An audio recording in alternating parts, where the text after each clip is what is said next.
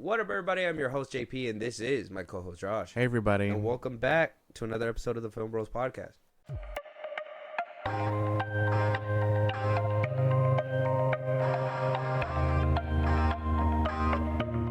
We are back to bring you guys another review. Now, this review is a long time in the making. I know what you guys are thinking. This movie came out already. It's on Max. It's out there already. Yes, it's on Max. That's why we're kind of putting out a review right now. It's in a head-to-head war right now. From what the numbers look like, it's either between Kevin Costner's what is it? The Horizon movie, the Horizon Saga, or Civil War. They're basically neck and neck for your viewing pleasure, right? Number one. We didn't get around to this movie because in April, I mean, let's just be honest. We came out of March, which was like, it was stacked full of movies. You had Godzilla versus Kong, or Godzilla X Kong.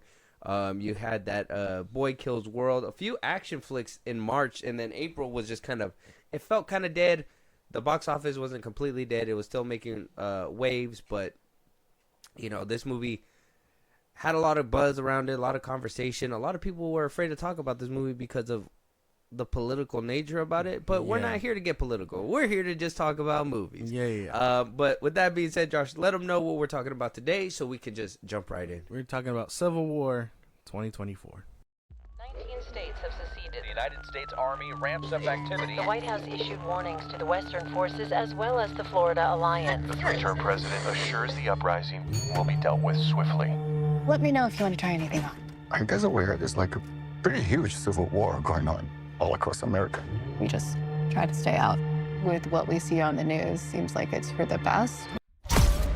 Citizens of America, the so-called Western forces of Texas and California have suffered a very great defeat at the hands of the United States military. Mr. President, do you regret the use of airstrikes against American citizens? They're moving to D.C. today. We need to go down there. They shoot journalists on sight in the Capitol. Every instinct in me says this is death. Flooded. Every time I survived the war zone, I thought I was sending a warning home. Don't do this. But here we are. There's some kind of misunderstanding here. What? Well, you're American, okay? Okay. What kind of American are you?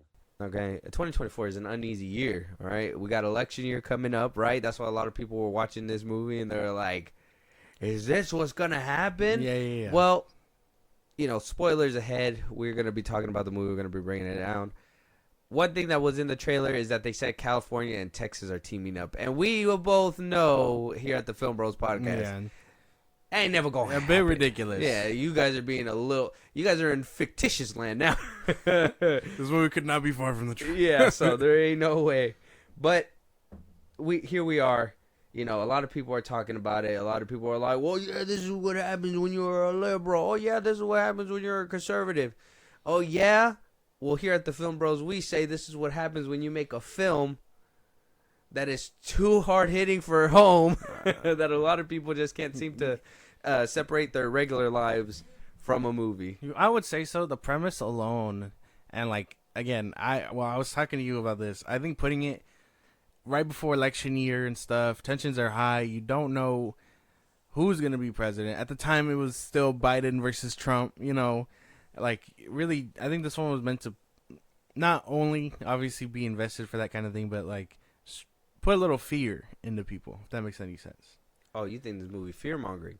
A little bit. Well, it is A24, and if they're going to do something, they're going to make you scared, all right? They're going to put you in a thriller. Yeah, they try to, you can tell that this was intentional, obviously. Yeah. They're like, put it out 2023? Nah. 2024. Wait for election year. Yeah. Gotta hold it in. So, Rotten Tomato score right now is at an 81% fresh on the tomato meter. Yeah. Popcorn meter is at a 70%. Does this kind of make sense to you? Makes sense to me.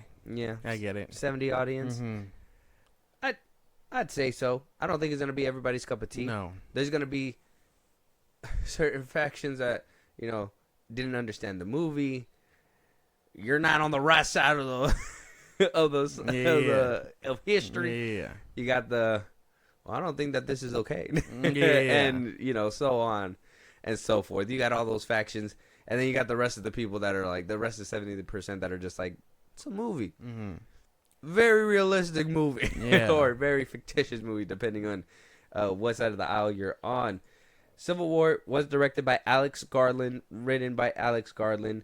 Stars Kristen Dunst as Lee, Wagner Moura as Joel, Kaylee Spaney as Jesse, and if you recall her name, well, we talked about her earlier in our Alien Romulus review. She was in Alien Romulus. She was the star, so she's having a pretty decent year. I think she's also in another movie this year, so look out for Kaylee Spaney. She seems like she's up and coming for sure. She plays Jesse. Nick Offerman plays the president.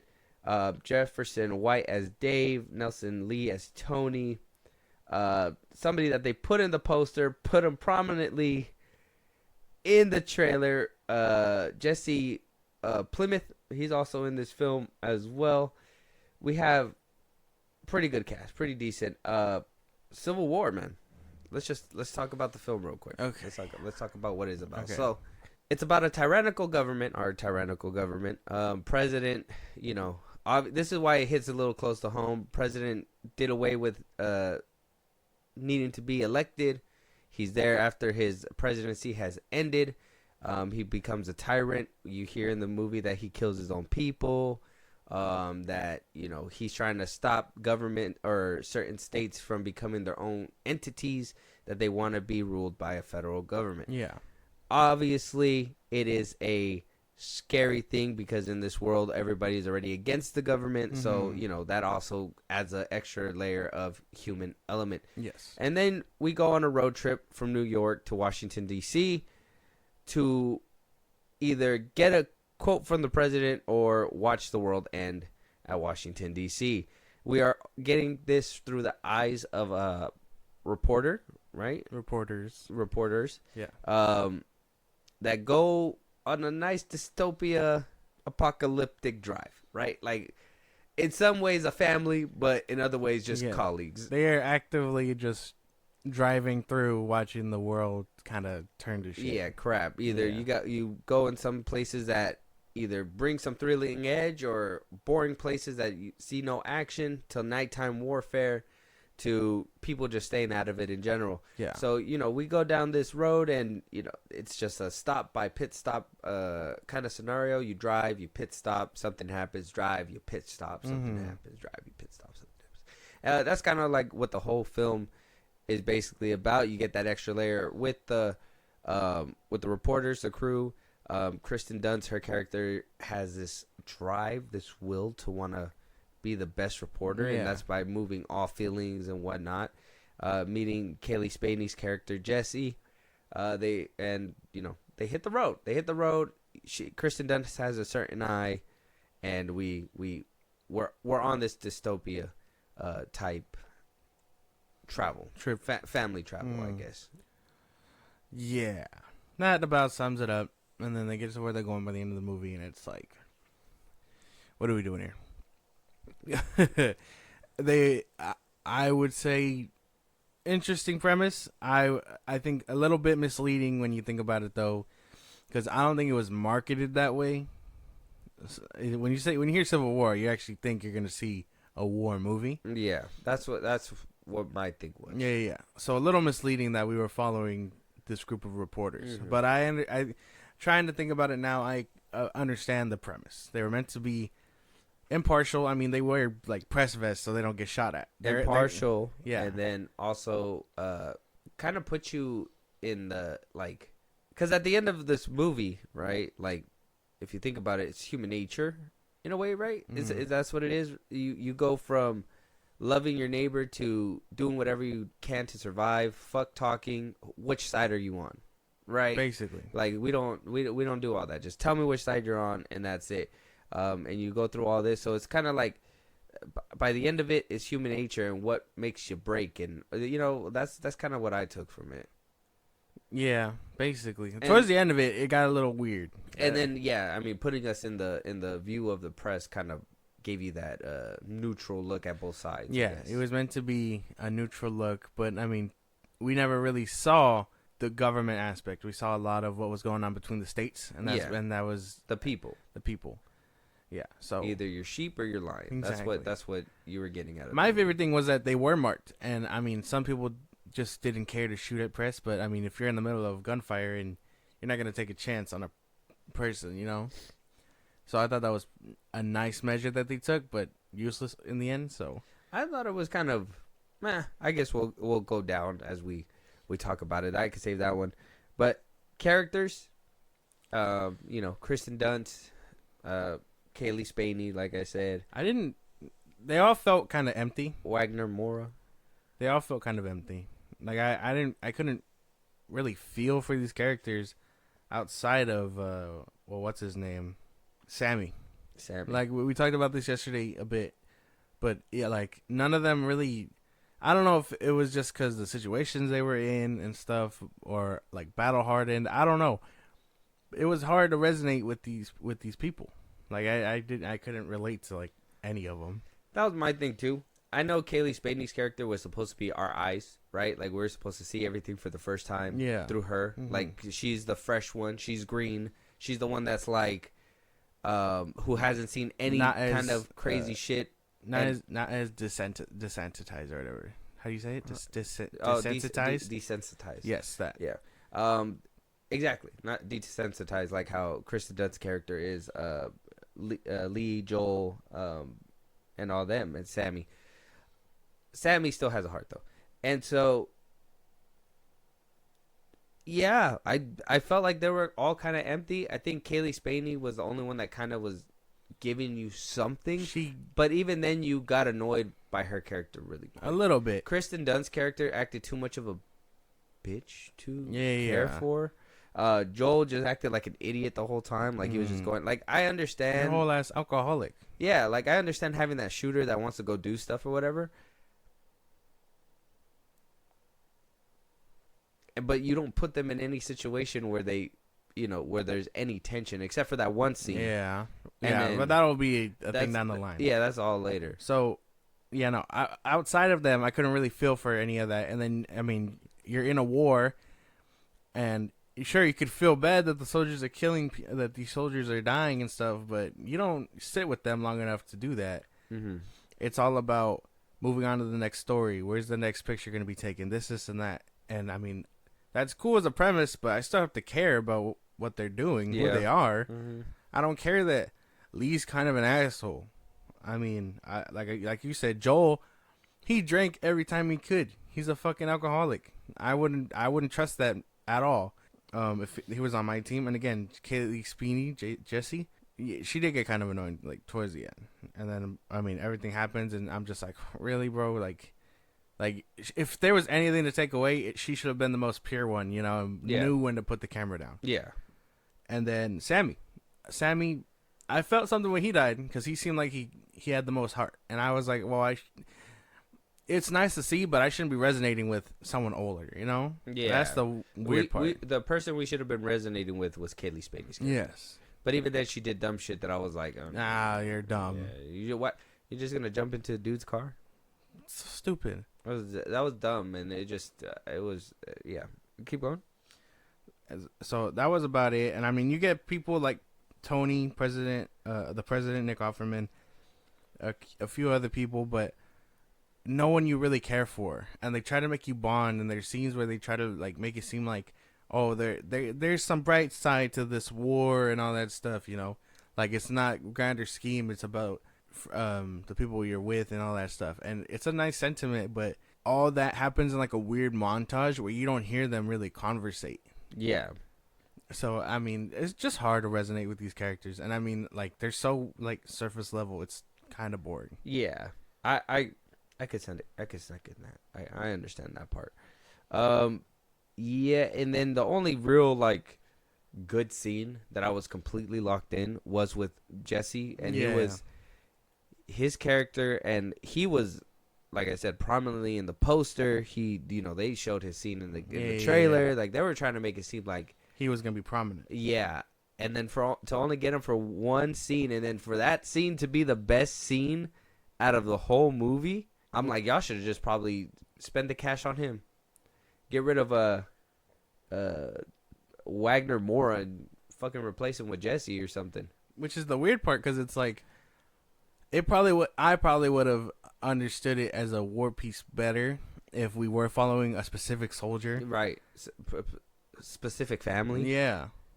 Like, oh, hey, either show us this or, give us two characters, one on each side, one working for the government and the other working for, one of the states. And I'm being like, oh, they'll cross paths eventually, but this is what it looks like for both of them on the war front.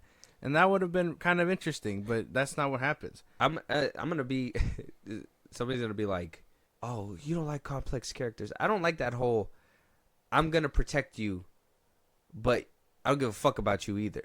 You know what I mean? Like, I don't like those kinds of relationships. I don't like when it's not as genuine. Yeah, I don't like when they try to make it like, oh yeah, they need to tag along, and like I don't give a fuck about, like, in certain things, like in, let's say, Mandalorian. We'll take Mandalorian. At first he didn't want Grogu, but you could tell he still had like kind of like a soft spot. Like you understood that he was keeping his distance, but already from the very first moment they meet, you can tell there's kind of like a little bit of sentiment there. Yeah. In this movie, there was none of that.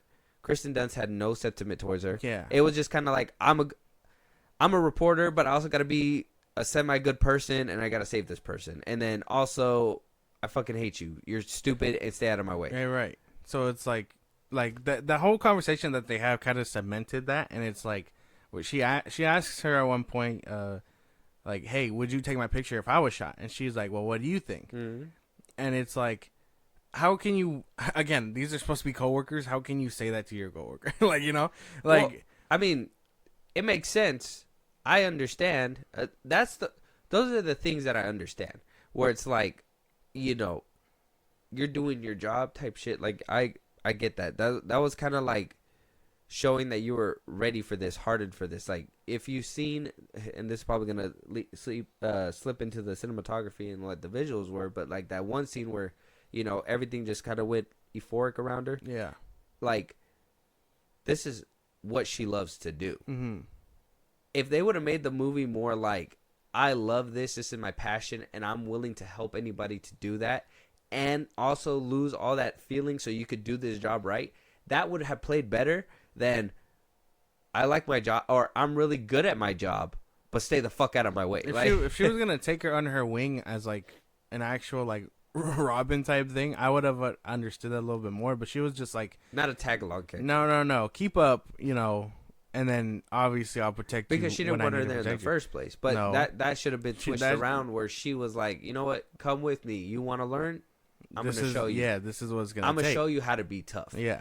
That would have hit a little bit harder than it just being like. And the ending would have been a little bit more satisfying. Yeah.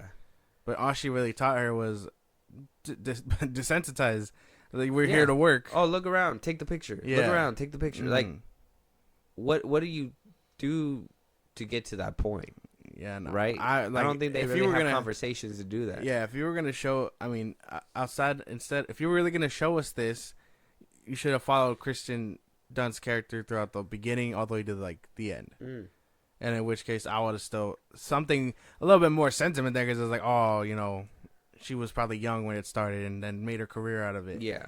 And that's one thing too, is that they do kind of, they show you the little bit of the beginning, obviously, of what's happening, but they basically throw you in the middle of it. Yeah. Like, they probably give you like a quick rundown in the first 5 minutes, like, this is what's about to happen, and then boom, you're in the middle of all that shit. And then it cuts straight to Kristen Dunst's character. Exactly. So it's, you don't really get to sit there with them. It's kind of like go, and you're supposed to like those characters, and I really didn't care for it. But you can't really like something that doesn't give you value or interest. And I mean, the pictures that were taken were cool and made for great cinematography. I didn't appreciate them bringing in characters just to get rid of them too. That shit was tough. It just brings out a whole bunch of like, y'all really just saved all them for this moment. I personally think Joel should have bit the dust a little bit sooner. Him being the loose cannon drunk, he should have probably bit the dust before Sammy. And maybe that was supposed to be the play. It's like, oh, this guy doesn't die. He's an alcoholic. He sees everything, and he has to go through all this pain or something. But we didn't really get to see that side or sit with him to do that. The main character was Kristen Dunst, and she didn't really give us much either. All we get out of Joel is that he's an alcoholic, and he lets his feelings dictate everything. So it's kind of hard. Like I said, it's kind of hard to follow them because they all are kind of assholes in their own way. Like, how can you, like, I understand he was he was the writer of it all, and then Kristen Dunst took the pictures, and so did Jesse. Yeah, and it's like it's a nice dynamic, but again, they're just all in there for the story, and they know what they know what they signed up for. But that was basically the premise, where it's just like, we're just here to work, bro. And if that's the case, then just work. Don't try and make us relate and show us that they can get along in hard times when they could just work. Yeah. Like, I want nothing to do with you. We're here to work. But instead it's like, oh, we're here to work, but don't get shot, because I'll take that picture. And then, they try to give you that scene, too, where it's like, I took the picture, but I shouldn't have. At what cost? Yeah. And then, you see that she gets rid of it or whatever, but it's like, I think that was the only thing that I was like, okay, that kind of felt nice. Yeah. And then for it to boomerang towards what happened at the end or whatever, that made it feel a little bit more satisfying. But I think that was the only thing out of the whole movie that I was kind of interested in, was like, will she take the picture? Will they take the picture? And then she took it. And that was the only investment I was in. I was a little shocked at the ending when they actually went for, the kill. Mm-hmm. But other than that, no, not really too surprised. But cinematography wise, this movie was good looking.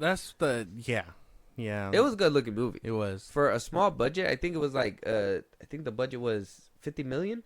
Damn.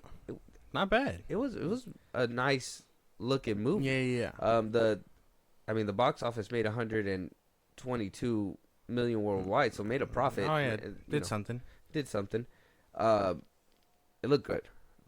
I like those scenes where like she was just in such an entranced state in her job that she, like, the visuals just looked. It looked really good, yeah, and that was my big thing. Like, I don't give a fuck about the characters. Show me, if you're gonna make me sit through it, show me something nice, you know. And they did. The pictures were nice. Every time they took a picture, it looked really good.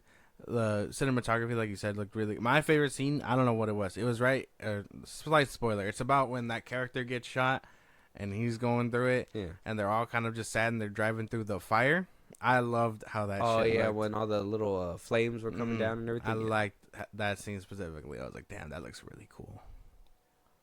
But that's, and then you get thrown into more bullshit. Yeah. You sit with it for a little bit, and then it's back to it because they got to wrap up for the third act. So, visually speaking, well, top tier. Alex Garland, you got an eye, sir. Yes, you got an eye. Looked good. Plot wise, world building wise, world building wise, you didn't really get too much. Like I said, you kind of were thrown in there. Yeah. They kind of tell you what you kind of expect. Like I said, pick a side. You saw it in the trailers. Yeah. And, if you're on the wrong side, you're going to get hurt, which they showed you that too. They didn't really give you nuance in anything, right? It was either you're for the war, you're on that side, this side, or neutral. And even then, if you're neutral, you're probably going to have to pick a side regardless. Exactly. So it wasn't really too thought-provoking, I guess. No. I think this movie was more going on the flair of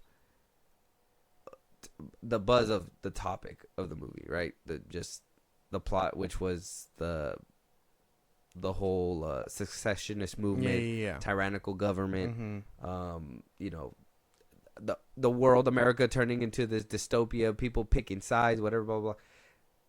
I think that was the flair of the movie that was supposed to bring it up to the point where people were supposed to come and watch it. Yeah.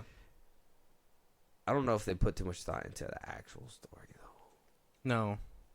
I don't think so. Not with the characters as paper thin as they were. Because even we've had multiple conversations where it's like the characters are simple, but you can tell that it made for complex themes and storytelling, whatever. This was just on the surface like, oh, dude, we're going to try and be thought-provoking, but we're not going to say anything. Mm-hmm.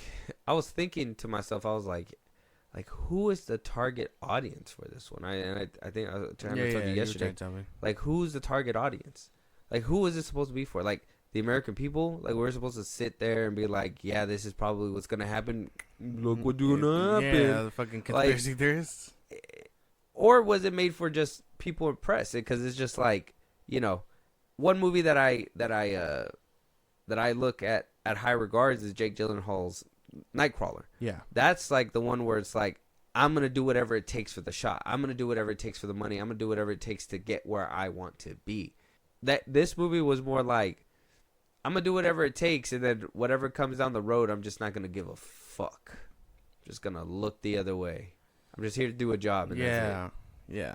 And it would have made more sense, because at least with Nightcrawler, we follow him, and they show us what he does and what it takes to make it to where he wants to be.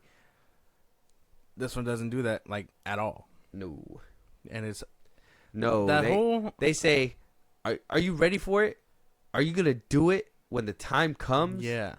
And then it's just like, that's it. Yeah. Like, did it come? We don't know.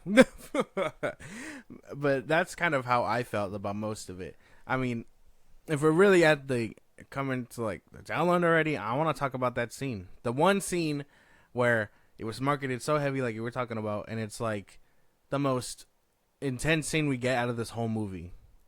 Probably the most emotion we get out of all the characters and all that stuff, because at that point it feels real. You know what I mean?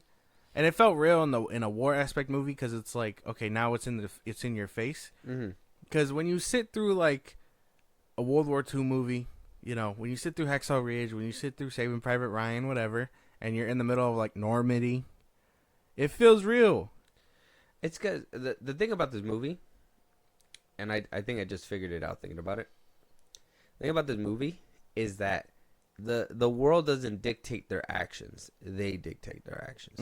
Where like in a war movie or in like, you know, these other apocalyptic films, they go and they have a plan, but then something fucks it up, and it's like they have to switch because, you know, whatever's happening in the story is making them change. Okay, these people, it just feels like we're looking out the window at what it could be. It feels like we're on that ride at Universal, and you know, you get on the King Kong ride, and it's shaking you back and forth, Kongs around you and shit. Like, it's basically you're on that ride and you're looking out the window like, this could be you. Yeah. This could be you. And I'm just like, I don't want to look at this. Godzilla X Kong is right across the street. I'm going over there probably. Yeah. Okay. And probably not. I don't like that movie either. Well, but I know what you're saying. Yeah. I get what you're saying. Like, why would I sit for something that probably is made for conspiracy theorists when I could just go watch a war movie? You know, I get this a lot from coworkers already, bro. I already hear about this dystopia nonsense. Right? No, it doesn't make any sense. Oh, you're gonna pick a side? Like, bro, you're 40. Like, like if you were gonna be in the military, you should have done it already. Can't trust shit. You can't trust nobody. Is like, yeah. So, I guess it just takes a big like fuck you. Like, some people just shouldn't have phones, you know. Yeah. But yeah, about that scene, it's the only hard hitting scene. That's the only scene. It's with Jesse. What was his name? Jesse something. Plymouth. Yeah. If you guys don't know him, he's from Logan. He's the bad guy in Logan, the one who is set to go after X-23, right? That's not him. It's not? I thought it was. That's not him. The blonde dude? Yeah. No, that's not him. Jesse Plemons. He was like in The Irishman, Power of the Dog. He was in Battleship. If you remember him in Battleship. He's in the New Kinds of Kindness movie. He was in Love and Death. He played Elizabeth Olsen's husband. He did a good job in that one. He was in Killers of the Flower Moon. If you want to go down to the very bottom of his life, I mean, he started his career like on Like Mike. He was on Spy Kids when he was younger. What the fuck? I don't know why. Weird. Yeah, no. That's wrong guy. All right then. Well, I guess I can take that. But yeah, best part of the movie by far, regardless. Makes sense to me. And I did hear that. I guess this was on the fly because the dude they had before dropped out, so they called him and he was like the best.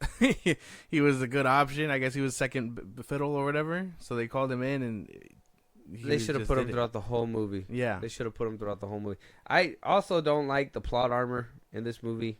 It was ridiculous that we literally get 2 people that are new just so for the sake of not getting the rest of the crew so they can make it to the end. That was ridiculous, bro. That was just, I hated that. Like, I like the scene. He did a great job with the scene. I'm not saying that he didn't. It's just, I just don't like the whole scene was great. It's just that part. If you think about the plot armor, that's a little bit, yeah. Because I mean, even then, dude, at the end of it, dude comes in, rams them both. They don't get back up, and then they just drive off. They drive off, and then what's his name gets shot. But I'm not gonna spoil all that. But the one good scene kind of gets ruined abruptly, and it's like the stakes were real for a second. I mean, they let you sit with it for a second. That's when you get the little flame stuff or whatever, blah blah blah. But then then you just get thrown back into it. That's what I'm saying. Like, you get a beautiful moment, you get a cool little chill moment, and you're just like, okay, I'm vibing a little bit here. And then they throw you into some other bullshit that you're just like, do I care really? Forget about it. But I mean, with that, Josh, I mean, I think we're basically at the end. I don't think we tore into this movie too much. No. But, I mean, if you want to give us your brief summary and then give them that rating 1 to 10. Yeah. I mean, short and sweet. That's the best way to put it. I would suggest that there's way better war movies out there if you're really interested in that kind of thing. Because Civil War this is just terrible marketing. You could tell that they were really banking on this weird thing that didn't happen. They just wanted people to be like, yeah, I would be in the middle of that. Yeah. I could be me in 2 years. Yeah, basically. And it's like, no, it won't happen. I'm sorry. Your dreams of being and a secessionist movement is I'm that Jesse happening. Plemons character. Yeah. Did you see Jesse Plemons in that new movie? That's basically me. Yeah. Man, I don't know. This movie was okay, beautifully made. You could tell it had very good stuff technical wise, but like character wise, heartfelt wise, I mean, it was kind of just empty, dude. Like I mean, bottom of the barrel. Yeah, average watch, dude. I don't feel any type of way about it, negative or positive. So I gotta give it like a 5. A 5. Yeah, this movie didn't do too much. I just like you said, the characters are kind of thin. Even the ones that you're supposed to care about are kind of thin, and it's like, why even put them in the movie if we, I would have even settled for maybe, jumping of the camera, like maybe not 100, just going to different lives of people living in this kind of thing and seeing what they have to deal with and shit.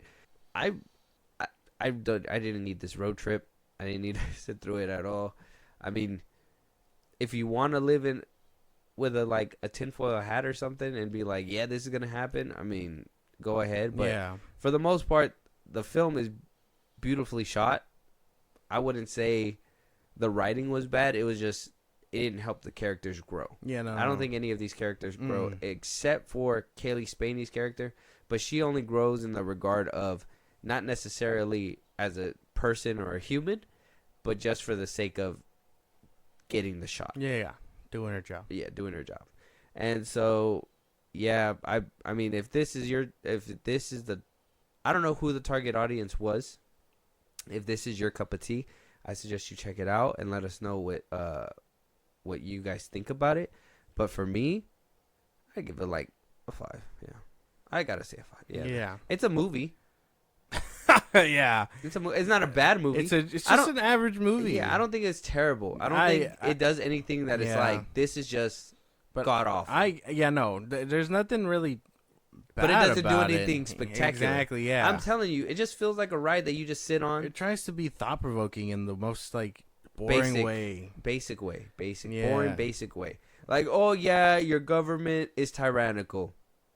How fucking original. Like we didn't just live through that shit a couple years ago, bro. Is this all an allegory for Trump? Like, what are we doing? And if that's the case, I mean, people get political all the time. You see it with The Boys. You see it with like South Park, all this stuff. Like, you see it with certain stuff, a little less heavy-handed, light brush strokes. Yeah. Not fucking, I'm painting this picture. Yeah. I'm painting this picture. No, like, just paint it for us lightly, and then make the characters worth something. You know what I mean? Because by the end of it, yeah, you get that. Like I said, you get by the end of it, you get the resolution, but you didn't even see what that dude did. You only heard what he did. Yeah. So like, how do I even give a fuck that he, that you guys did what you did, right? And yeah, Like, what justifies you over him other than I don't want to be a part of this? exactly. I don't know. But we don't really get all that. Yeah. We don't get all that. And at this point with this film, though, I was super excited about it. I was waiting for it to come out on streaming and stuff like that because in movie theater we were just back to back with different other stuff. But I would have felt robbed. yeah, walking out of this one for sure. Yeah. Okay. I think when the 'Cause trailer came out, I felt robbed with A New Empire. mhm. I don't even know which one I would rather go watch. Probably New Empire.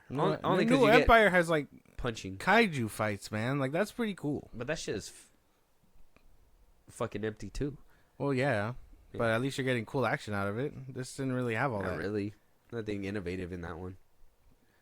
Nah, I like the. I say monkey. No, No, now I kick monkey off cliff. No, I like the fight underwater with Godzilla and Oh, when he takes the power, yeah, that Yeah. was pretty.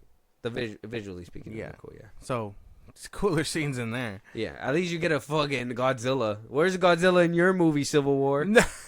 Where is it? Oh my gosh. Which It's side is that fucking- Godzilla on? Tell me. Godzilla's like, I'm from Texas. Yeah, Godzilla in a cowboy hat. But check out the movie. It's on Max right now. Civil War. Like I said, is going head to head with Horizon, the American Saga by Kevin Costner. Yeah.